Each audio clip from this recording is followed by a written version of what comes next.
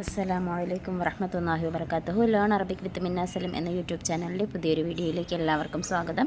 നമ്മളിന്ന് പഠിക്കാൻ പോകുന്നത് 4ാം ക്ലാസ്സിൻ്റെ തജ്വീദ് 5ാമത്തെ പാഠഭാഗമാണ്. പാഠഭാഗത്തിലേക്ക് പോകുന്നതിന് മുൻപായി ചാനൽ ഇതുവരെയും സബ്സ്ക്രൈബ് ചെയ്തിട്ടില്ലാത്തവർ എത്രയും പെട്ടെന്ന് സബ്സ്ക്രൈബ് ചെയ്യുക. അതുപോലെ തന്നെ വീഡിയോ ലൈക്ക് ചെയ്യാനും കൂട്ടുകാർ കൂടി ഷെയർ ചെയ്ത് കൊടുക്കാനും മറക്കാതിരിക്കുക. അപ്പോൾ പാഠത്തിലേക്ക് പോകാം. അദ്ദറസുൽ ഖാമിസു പാഠം 5 അന്നൂനു സാക്കിന വത്തൻവീനു. സുക്കൂനുള്ള നൂനും തൻവീനും. സുക്കൂനുള്ള നൂനിൻ്റെയോ തൻവീനിൻ്റെയോ പിറകെ ഹുറൂഫുൽ ഹൽഖിൽപ്പെട്ട ഒരക്ഷരം അടുത്ത് വന്നാൽ ഇദ്ഹാർ ചെയ്ത്, അതായത് വെളിവാക്കി ഉച്ചരിക്കണം. അപ്പോൾ സുക്കൂനുള്ള നൂനിൻ്റെയോ തൻവീനിൻ്റെയോ പിറകിൽ ഹുറൂഫുൽ ഹൽഖിൽപ്പെട്ട അക്ഷരം, ഹൽക്കിൻ്റെ അക്ഷരങ്ങൾ ഏതൊക്കെയാണെന്ന് നമ്മൾ നേരത്തെ പഠിച്ചിട്ടുണ്ട് അല്ലേ? ഹുറൂഫുൽ ഹൽക്കിൻ്റെ ഏതെങ്കിലും ഒരു അക്ഷരം അടുത്ത് വന്നാൽ എന്ത് ചെയ്യണം? ഇദ്ഹാർ ചെയ്യണം. ഇദ്ഹാർ ചെയ്യുക എന്ന് വെച്ചാൽ വെളിവാക്കി ഉച്ചരിക്കുക എന്നാണ് അർത്ഥം. ഇവിടെ നോക്കിയേ, ഇദ്ഹാർ ചെയ്യേണ്ടത് എങ്ങനെയാണ്? മിൻ അഹദിൻ, അവിടെ നൂനിന് സുക്കൂൻ കൊടുത്ത് തന്നെ ഉച്ചരിക്കണം. മിൻ അഹദിൻ. സലാമുൻ ഹിയ, എന്ത് ചിഹ്നമാണോ അവിടെ വന്നിരിക്കുന്നത് ആ ചിഹ്നം കൊടുത്ത് തന്നെ ഉച്ചരിക്കണം. ആ ചിഹ്നത്തെ വെളിവാക്കി തന്നെ ഉച്ചരിക്കണം. നോക്ക്, അൻ അംത അലീമുൻ ഗഫൂറുൻ മിൻ ഖൈരിൻ ദുനിയ സിൻവാനുൻ. മനസ്സിലായോ? ഇതുപോലെ ആ നൂനിന് സുക്കൂനിനെ വെളിവാക്കി തന്നെ ഉച്ചരിക്കുന്നതിനാണ് ഇദ്ഹാർ എന്ന് പറയുന്നത്. അടുത്തത്, അപ്പോൾ ഹുറൂഫുൽ ഹൽക്കിൻ്റെ അക്ഷരങ്ങൾ ഏതൊക്കെയാണെന്ന് അറിയാമല്ലോ. ഏതൊക്കെയാണ്? ഹംസ്, ഹ, ഐന്, ഹ, ഗോയിന്, ഹ. ഈ ഇത്രയും അക്ഷരങ്ങൾ അടുത്ത് വന്നു കഴിഞ്ഞാൽ എങ്ങനെ ഉച്ചരിക്കണം? ഇദ്ഹാർ ചെയ്താണ് ഉച്ചരിക്കേണ്ടത്. ആ സുക്കൂനുള്ള നൂനിനെ വെളിവാക്കിക്കൊണ്ട് ഉച്ചരിക്കണം. അടുത്തത്, ത, സ, ജീമ്, ദാല്, ലാല്, സായ്, സീന്, ഷീന്, സ്വാദ്, ലോദ്, ത്വാ, ലോ, ഫാ, ഖാഫ്, കാഫ് എന്നിവയിൽ ഒന്ന് അടുത്ത് വന്നാൽ ഇഖ്ഫാ ചെയ്ത്, അതായത് മറച്ചു മണിച്ച് ഉച്ചരിക്കണം. എങ്ങനെയാണ് ഇഖ്ഫാ ചെയ്യേണ്ടതെന്ന് നോക്കിയേ. മറച്ച് മണിച്ച് ഉച്ചരിക്കണമെന്നാണ് പറഞ്ഞത്. അതായത് ഈ സുക്കൂനുള്ള നൂനിനെ നമ്മൾ ഇൻ എന്ന് വെളിവാക്കാൻ പാടില്ല, അവിടെ മറച്ച് മണിക്കണം. മിൻ തഹ്തിഹ ഹുബ്ബൻ ജമ്മ മൻ ദല്ലദി ഹലീമുൻ ശുക്കൂർ. മനസ്സിലായോ? ഇനി നോക്ക്, ബാ അടുത്ത് വന്നാൽ ഇഖ്ലാബ് ചെയ്യണം. ഇഖ്ലാബ് ചെയ്യേണ്ടത് എങ്ങനെയാണ്? മീമാക്കി മാറ്റിമറിച്ച് ഉച്ചരിക്കണം. അതായത് അക്ഷരം നൂനാണ്, നൂനിന് സുക്കൂനുമാണ്, അല്ലെന്നുണ്ടെങ്കിൽ തൻവീനാണ്. പക്ഷേ നമ്മൾ ഉച്ചരിക്കേണ്ടത് എങ്ങനെയാണ്? നൂനെന്നോ തൻവീനെന്നോ നോക്കാൻ പാടില്ല, നമ്മളവിടെ മീമാക്കി മാറ്റിമറിക്കണം അല്ലേ? അംബിഉഹും.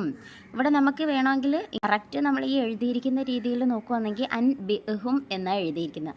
പക്ഷേ നമ്മൾ ഉച്ചരിക്കുമ്പം ഇഖ്ലാബാണ് ഇവിടെ ചെയ്യേണ്ടത്. ഇഖ്ലാബ് ചെയ്യാന്ന് വെച്ചാൽ മീമാക്കി മാറ്റിമറിച്ച് ഉച്ചരിക്കണം അല്ലേ? മീമാക്കി മറിച്ച് ഉച്ചരിക്കണം അല്ലേ? അപ്പോൾ എങ്ങനെയാണ്? അംബിഉഹും സമീഉം ബസീർ അംബൂരിക്ക. സൗണ്ടാണ് വരുന്നത് അല്ലേ? അടുത്തത്, യാ, വാവ്, മീമ്, നൂന് എന്നിവയിൽ ഒന്ന് അടുത്ത് വന്നാൽ ഇദ്ഗാമും ബിഗുന്ന ചെയ്ത്, അതായത് ഇദ്ഗാമും ബിഗുന്ന എന്ന് വെച്ചാൽ ഉന്നത്തും ചെയ്തിരിക്കണം, ഇദ്ഗാമും ചെയ്യണം. ഷദ്ദോടുകൂടി മണിച്ച് ഉച്ചരിക്കണം. അതെങ്ങനെയാണ് ഉച്ചരിക്കുന്നത്? ഇദ്ഗാമും ബിഗുന്ന ചെയ്യുന്നത് എങ്ങനെയാണ്? മയ്യഅമൽ വലിയം വലാ നസീറ മിൻ മസീദ് ഹിത്തത്തുൻ നഅ്ഫിർ ലക്കും. മനസ്സിലായോ എങ്ങനെയാന്ന്? എങ്ങനെയാണ് ഉച്ചരിക്കേണ്ടത്? നമ്മൾ ഷദ്ദും കൊടുക്കണം, അതായത് സുക്കൂനുള്ള നൂനിനോ അല്ലെങ്കിൽ തൻവീനിനോ ഒക്കെ ശേഷം വരുന്ന അക്ഷരങ്ങൾക്ക് നമ്മൾ ഷദ്ദും കൊടുക്കണം, അതുപോലെ തന്നെ മണിക്കുകയും ചെയ്യണം. അതിനാണ് ഇദ്ഗാമും ബിഗുന്ന എന്ന് പറയുന്നത്. ഇനി എന്നാൽ സുക്കൂനുള്ള നൂനും വാവ്, യാ എന്നിവയിൽ ഒന്നും ഒരേ പദത്തിലാണെങ്കിൽ ഇദ്ഹാർ ചെയ്ത് ഉച്ചരിക്കുകയാണ് വേണ്ടത്. ഇദ്ഗാം ചെയ്യുവാനോ മണിക്കുവാനോ പാടുള്ളതല്ല. ലാമ്, റാ എന്നിവയിൽ ഒന്ന് അടുത്ത് വന്നാൽ ഇദ്ഗാമും ബിലാ ഗുന്ന ചെയ്ത്, അതായത് ഷദ്ദ് കൊടുക്കണം, പക്ഷേ മണിക്കാൻ പാടില്ല. ബിലാ ഗുന്ന, ഉന്നത്ത് ചെയ്യാൻ പാടില്ല. ഷെദ് കൊടുക്കണം, പക്ഷേ മണിക്കാൻ പാടില്ല. ഷെദ് കൊടുത്ത് മണിക്കാതെ ഉച്ചരിക്കണം. അതെങ്ങനെയാണ്? മില്ലതുന്ന. ഷെദ് കൊടുക്കണം, പക്ഷേ മണിക്കരുത്. മില്ലതുന്ന ആയത്തുല്ലക്കും മിർ റബ്ബിഹിം ഗഫൂറുർ റഹീം. മനസ്സിലായോ? ഇങ്ങനെ വേണം ഉച്ചരിക്കാൻ. അപ്പോൾ പാഠഭാഗം മനസ്സിലായി എന്ന് വിശ്വസിക്കുന്നു. ഇനി എന്തെങ്കിലും സംശയങ്ങളുള്ളവർ കമൻറ്റിൽ ചോദിച്ചാൽ മതി. ഇനി നമുക്ക് ചോദ്യോത്തരങ്ങളിലേക്ക് പോകാം. 1. സാക്കിനായ നൂനിൻ്റെയോ തൻവീനിൻ്റെയോ ശേഷം മീം അടുത്തു വന്നാൽ എങ്ങനെ ഉച്ചരിക്കണം? എങ്ങനെയാണ് ഉച്ചരിക്കേണ്ടത്? മീം അടുത്ത് വന്നാൽ ഇദ്ഗാമും ബിഗുന്ന ചെയ്ത് ഉച്ചരിക്കണം. എന്ന് വെച്ചാൽ ഷെദ്ദോട് കൂടി മണിച്ച് ഉച്ചരിക്കണം. അടുത്തത് ലാമ്, ബ, ഹ, സാ ഇവയിൽ ഓരോന്നും അടുത്ത് വന്നാൽ എങ്ങനെ ഉച്ചരിക്കണം? ആദ്യത്തെ നോക്കുക, ലാം എന്ന അക്ഷരമാണ്. ലാം അടുത്ത് വന്നാൽ എന്ത് ചെയ്യണമെന്ന് നമ്മൾ പഠിച്ചായിരുന്നു. എന്താ ചെയ്യേണ്ടത്? ഇദ്ഗാമും ബിലാഗുന്ന.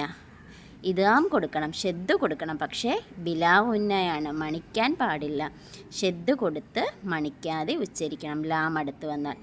ബ അടുത്ത് വന്നാലോ? ബ അടുത്ത് വന്നാൽ നമ്മൾ എന്താ ചെയ്യുന്നത്? ഇഖ്ലാബാണ് ചെയ്യുന്നത് അല്ലേ?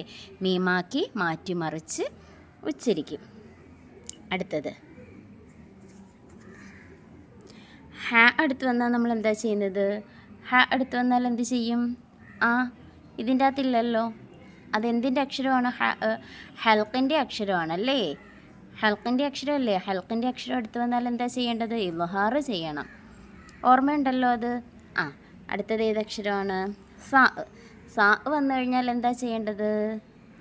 ഇഖ്ഫ ആണ് ചെയ്യേണ്ടത്. ഇഖ്ഫ ചെയ്യുന്നത് എങ്ങനെയാണ്? മറച്ച് മണിക്കണം.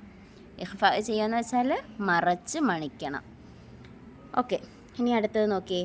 താഴെ ഉദാഹരണങ്ങളിൽ സാക്കിനായ നൂനിനെ എങ്ങനെ ഉച്ചരിക്കണം? അൻ അംത. എന്തുകൊണ്ടാണ് അൻ അംത എന്ന് ഉച്ചരിച്ചത്? സുക്കൂനുള്ള നൂനിന് ശേഷം ഐനാണ് വന്നത്. ഐൻ എന്താണ്? ഇദ്ഹാറിൻ്റെ അക്ഷരമാണ് അല്ലേ? ഐൻ ഏതക്ഷരമാണ്? ഇദ്ഹാറിൻ്റെ അക്ഷരമാണ്. അതുകൊണ്ടാണ് അൻ അംത എന്ന് ഉച്ചരിച്ചത്. അടുത്തത് ദുന്യ. ദുന്യ എന്നാണ് നമ്മൾ ഉച്ചരിച്ചത് അല്ലേ? അതായത് വെളിവാക്കിയാണ് നമ്മൾ ഉച്ചരിച്ചത്. പക്ഷേ യാ എന്ന് പറയുന്നത് ഏതിൻ്റെ അക്ഷരങ്ങളിലാണ്? ഏതിൻ്റെ അക്ഷരമാണ്? ഇദ്ഗാമും ബിഗുന്നയുടെ അക്ഷരമാണ് യാ. ഇദ്ഗാമും ബിഗുന്നയാണ് സാധാരണ യാ വന്നാൽ നമ്മൾ ചെയ്യേണ്ടത്. അതായത് മണിച്ച് ഷെദ് കൊടുത്ത് മണിച്ച് ഉച്ചരിക്കണം. പക്ഷേ ഇവിടെ എന്തുകൊണ്ടാണ് നമ്മൾ വെളിവാക്കി ഉച്ചരിച്ചത്? അതിന് വേറൊരു നിയമം കൂടി ഉണ്ടല്ലേ. സുക്കൂനുള്ള നൂനും വാവ്, യാ എന്നിവയിൽ ഒന്നും ഒരേ പദത്തിലാണെങ്കിൽ നമ്മൾ എന്താ ചെയ്യും? വെളിവാക്കിയാണ് ഉച്ചരിക്കാറുള്ളത്. അവിടെ ഇദ്ഹാറാണ് നമ്മൾ ചെയ്യുന്നത്. ഒരിക്കലും ഇദ്ഗാം ചെയ്യാൻ പാടില്ല. ഇദ്ഗാമും ബിഗുന്ന ചെയ്യാൻ പാടില്ല അല്ലേ? അടുത്ത നോക്കിയേ, അമ്പൂരിക്ക. ഇതിൽ നിന്ന് തന്നെ നമുക്ക് മനസ്സിലാവും നമ്മൾ എങ്ങനെയാണ് ഉച്ചരിച്ചത്. അമ്പൂരിക്ക മീമാക്കിയാണ് ഉച്ചരിച്ചത് അല്ലേ? നൂനിനെ നമ്മൾ മാറ്റിമറിച്ച് മീമാക്കി ഉച്ചരിച്ചു. അപ്പോൾ എന്താണത്? ഇഖ്ലാബിൻ്റെ അക്ഷരമാണ് അവിടെ വന്നിരിക്കുന്നത്. അതുകൊണ്ടാണ് നമ്മൾ അമ്പൂരിക്ക മീമാക്കി മാറ്റിമറിച്ച് ഉച്ചരിച്ചത്, ബ വന്നതുകൊണ്ട് അല്ലേ? അടുത്തത് മിമ്മസീദ്. മിമ്മസീദ്. മീം ഏതിൻ്റെ അക്ഷരമാണ്? ഇദ്ഗാമും ബിഗുന്നയുടെ അക്ഷരമാണ് മീം. അതുകൊണ്ട് നമ്മളവിടെ ഷെദ്ദും കൊടുത്തു, മണിക്കുകയും ചെയ്തു. അപ്പോൾ ഒന്നും കൂടെ നോക്കിയേ. അൻ അംത ഇദ്ഹാർ, ദുന്യ ഇദ്ഹാർ, അമ്പൂരിക്ക ഇഖ്ലാബ്, മിമ്മസീദ് ഇദ്ഗാമും ബിഗുന്ന. ഇവിടെ എന്തുകൊണ്ടാണ് ഇദ്ഹാർ വന്നതെന്ന് അറിയാമല്ലോ. ഇനി വീണ്ടും പറയണ്ടല്ലോ. അപ്പോൾ പാഠഭാഗവും ചോദ്യോത്തരങ്ങളും എല്ലാം മനസ്സിലായി എന്ന് വിശ്വസിക്കുന്നു. ഇൻഷാ അല്ലാഹ് അടുത്ത ക്ലാസ്സുമായി കാണും വരെ മഅസ്സലാമ.